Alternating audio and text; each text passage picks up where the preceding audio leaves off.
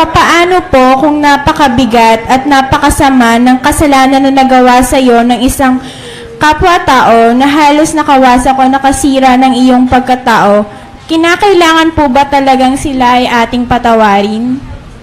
Yun lang po, thank you. Alam mo kapatid, ano mang nagawa ng kapwa sa atin, pwedeng i-restore ng Diyos yun eh. Pwedeng ang Diyos gumawa ng paraan para mabalik sa'yo lahat ng perwisyong nagawa ng kaaway kung natuto kang magpatawad. Sa tanong mo na kung masisira ba ang pagkatao mo, halos masira, mapapatawad mo pa ba?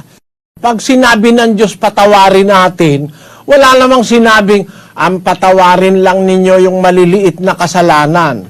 Ang sabi ng Diyos na Mateo Kapitulo 6, pakinggan mo. Sapagkat kung ipatawad